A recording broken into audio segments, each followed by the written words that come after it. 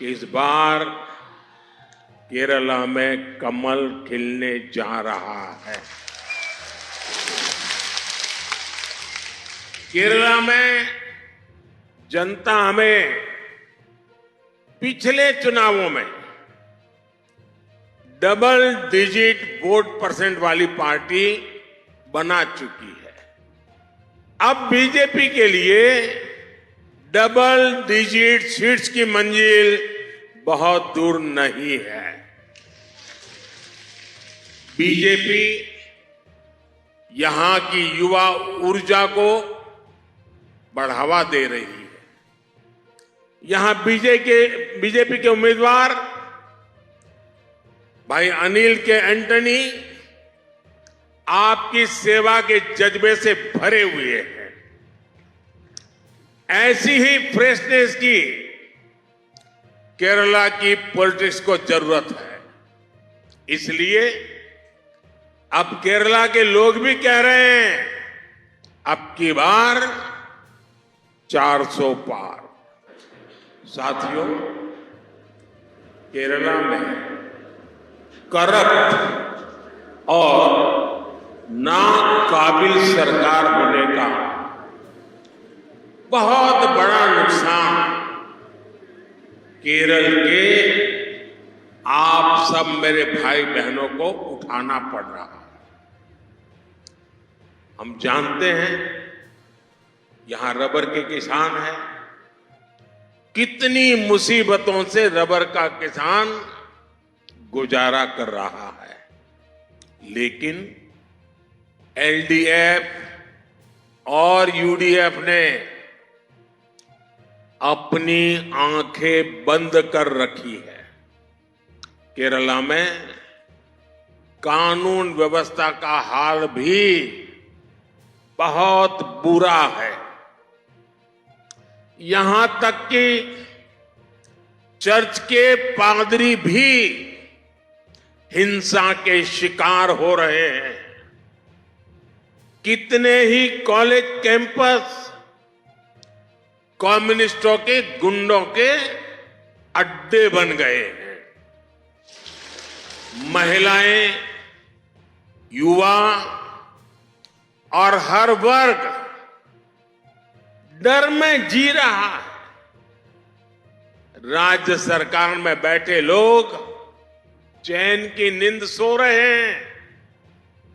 केरला को इन समस्याओं से छुटकारा तभी मिलेगा जब एक बार कांग्रेस, एक बार एलडीएफ, ये जो मिली भगत का चक्कर चल रहा है ना, वो चक्कर जब टूटेगा तब जाकर के आपको न्याय मिलेगा।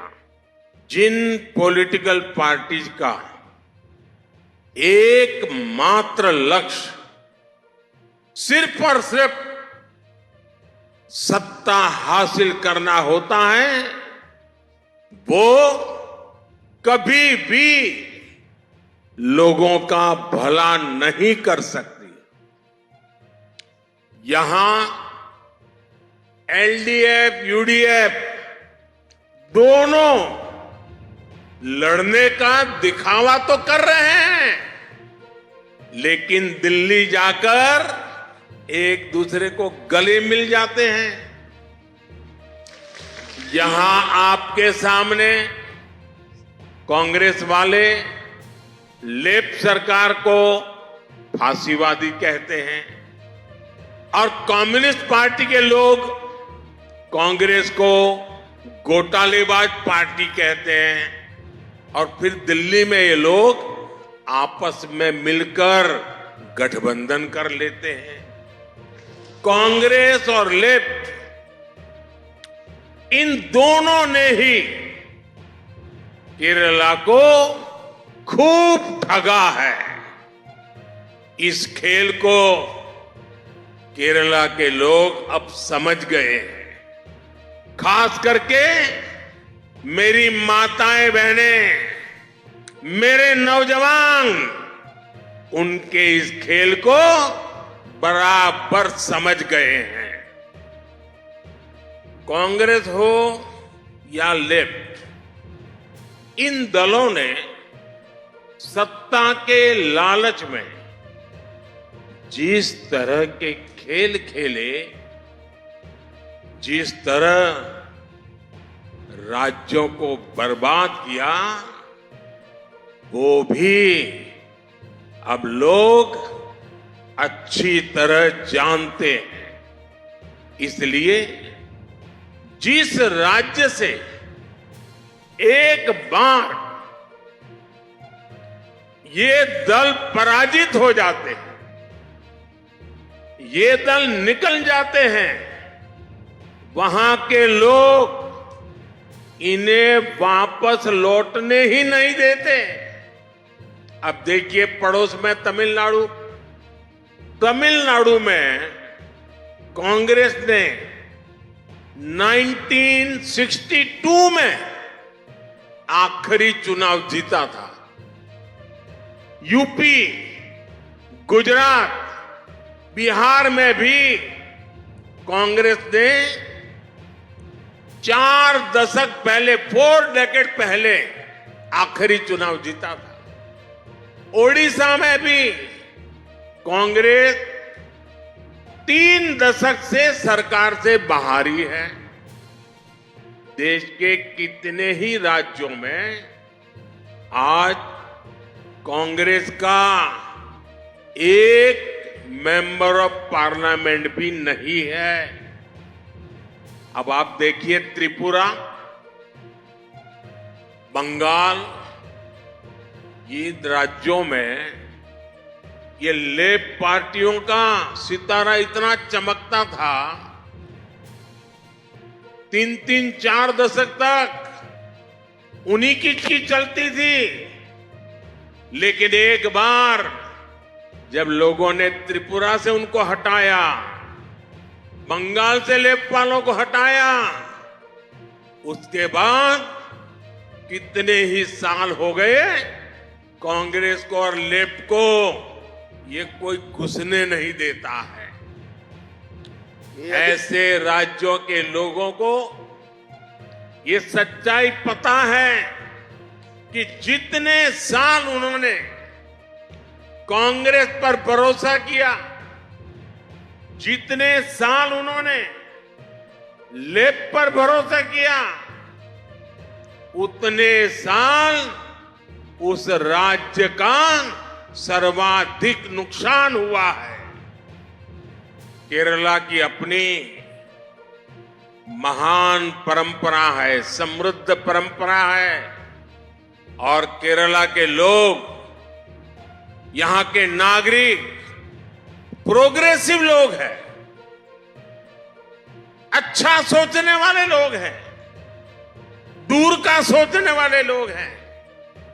जबकि कांग्रेस और एलडीएफ ये पिछली शताब्दी की पुरानी सोच से भी ज्यादा और पुरानी सोच रखने वाली पार्टियां हैं। कांग्रेस पार्टी अभी तक 19वीं सदी की सोच के साथ ही चल रही है। एलडीएफ भी एक विलुप्त और आउटडेटेड विचारधारा पर आश्रित है। इन दोनों का कल्चर भी केरला की महान परंपराओं और केरला की प्रगतिशील जनता की विचारधारा से बिल्कुल उलट है। ये लोग संसद में, आप सोचिए 21वीं सदी में ये लोग संसद में 3 तलाक के खिलाफ जो कानून बन रहा था उसका विरोध कर रहे थे। ये लोग ओबीसी कमीशन का विरोध करते हैं। ये लोग आर्थिक रूप से कमजोर वर्ग को आरक्षण देना है तो उसका विरोध करते हैं। साथियों, केरला की संस्कृति आध्यात्मिकता से हाथ जुड़ी हुई है, लेकिन यूडीएफ और एलडीएफ के लोग आस्था को कुचलने के लिए जाने जाते हैं। यूडीएफ, एलडीएफ वोट बैंक की राजनीति और समाज में खाई पैदा करने में लगे रहते हैं। केरला का कल्चर शांति को बढ़ावा देने वाला कल्चर है, लेकिन यूडीएफ, एलडीएफ के लोग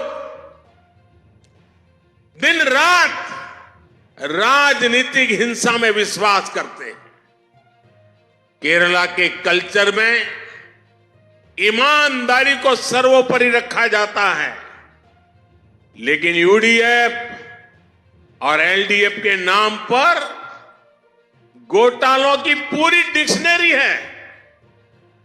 एलडीएफ को सोने के जरिए लूटने के लिए जाना चाहता है और यूडीएफ की पहचान सोलर पावर की लूट से होती है। लूट का ये खेल पूरी तरह से बंद करने के लिए मैं आज आपका आशीर्वाद मांगने के लिए आया हूं। मुझे केरल का आशीर्वाद चाहिए, मुझे केरल के लोगों का पूरा सहयोग चाहिए। यहां की करप्ट सरकार के बावजूद बीजेपी सरकार केरला के आप लोगों के विकास के लिए पूरी ताकत से काम कर रही है। अगर मैं आपको सिर्फ पथनमथिट्टा जिले में बीजेपी सरकार के विकास कार्य बताऊंगा तो आप अंदाजा लगा पाएंगे कि हम केरल के लोगों के कल्याण के लिए कितना काम कर रहे हैं। मैं एक जिले का बताता हूं। पथनमथिट्टा में अराउंड 3,50,000 परिवारों को जल जीवन मिशन के तहत नल से जल का कनेक्शन दिया गया है। पथनमथिट्टा में लगभग 5 लाख लोगों को पीएम गरीब कल्याण योजना के तहत मुफ्त राशन मिल रहा है। पथनमथिट्टा में 1,50,000 से ज्यादा किसानों को पीएम किसान सम्मान निधि के 380 करोड़ रुपए दिए गए हैं। पथनमथिट्टा में 1,50,000 से ज्यादा पशुओं का वैक्सीनेशन हुआ है। यहां करीब 12,000 महिलाओं को उज्ज्वला योजना के तहत एलपीजी कनेक्शन दिया गया है। केरला के विकास के लिए बीजेपी सरकार के इन प्रयासों के बीच ये भी जरूरी है कि केरला के लोगों की सही भावनाएं केंद्र सरकार तक पहुंचे। अगर यहां बीजेपी के सांसद होंगे तो केरला की भावनाओं को केंद्र सरकार तक पहुंचाने में और केंद्र सरकार की योजनाओं को यहां लागू करने में भी और आसानी होगी। केरला के लोगों को विकास की जिन योजनाओं, परियोजनाओं की जरूरत है, वो अपनी बात बीजेपी सांसदों से और बेहतर तरीके से लोग अपनी बात पहुंचा पाएंगे। और मोदी आपकी इच्छा पूर्ति में कोई कमी नहीं रखेगा। ये मोदी की गारंटी है। ये है मोदी युड़े गारंटी। मैं जब भी विदेश जाता हूं, वैश्विक नेताओं से मिलता हूं, तो वो सभी और खासकर गल्फ देशों के नेता, प्रवासी भारतीय और विशेष करके केरला के लोगों के बारे में बहुत बातें करते हैं। मैं भी केरला के परिश्रमी लोगों की खूब तारीफ करता हूं। केरला की ब्रांडिंग जहां जाता हूं वहां करता हूं। मैं विदेशों में लोगों को बताता हूं कि क्यों हमारा केरला इतना खास है। मुझे याद है भारत ने 2022 में यूएई के साथ ट्रेड एग्रीमेंट किया था। इससे आने वाले वर्षों में सैकड़ों बिलियन डॉलर के कारोबार और निवेश का रास्ता तैयार हुआ। इससे किसका फायदा होगा? इसका लाभ केरला के हमारे उन ऊर्जावान युवाओं को होगा जो बड़ी संख्या में यूएई में रहते हैं। जब 2021 में मेरी वेटिकन में हिज होलीनेस पोप फ्रांसिस से मुलाकात हुई थी, तब भी मैंने केरला का विशेष जिक्र किया था।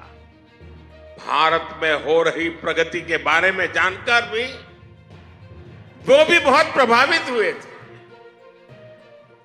पिछले 10 वर्षों में हमने देश के हर क्षेत्र, हर वर्ग के लिए जितना ज्यादा काम कर सकते हैं करने का प्रयास किया है।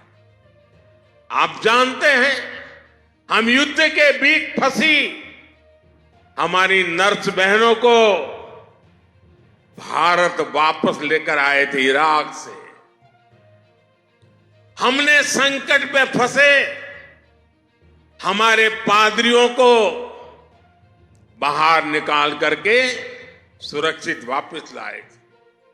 कोरोना के समय दुनिया के हर हिस्से से भारतवासियों को स्वदेश पहुंचाया है, क्योंकि जहां एक भी भारतीय परेशानी में होगा वहां उसके साथ हमारी सरकार मजबूती से खड़ी होगी। ये है मोदी युड़े गारंटी। अगले कुछ दिनों में ही ईस्टर भी आने वाला है। ये दिन हमें जीसस क्राइस्ट के आदर्शों की याद दिलाता है। मैं आप सभी को ईस्टर की हार्दिक शुभकामनाएं भी देता हूं। हमारे पारसी भाइयों का बड़ा महत्वपूर्ण त्योहार नवरोज का त्योहार भी आने वाला है। रामनवमी और होली भी बिल्कुल पास में है। रमजान का पवित्र महीना चल रहा है और लोकतंत्र का सबसे बड़ा फेस्टिवल भी शुरू होने वाला है। मुझे विश्वास है केरला का बीजेपी के लिए जो स्नेह है इस बार विशाल जन समर्थन में बदलेगा और इस बार पुराने सारे रिकॉर्ड टूटेंगे। एलडीएफ यूडीएफ के विष चक्र से हमारा केरला बाहर निकालेगा और मोदी को केरला की सबसे ज्यादा सेवा करने का मौका देगा। मैं आपसे वादा करता हूं कि मोदी केरला के विकास के लिए कोई कोर कसर नहीं छोड़ेगा। मेरे साथ बोलिए, भारत माता की, भारत माता की, भारत माता की। बहुत बहुत धन्यवाद।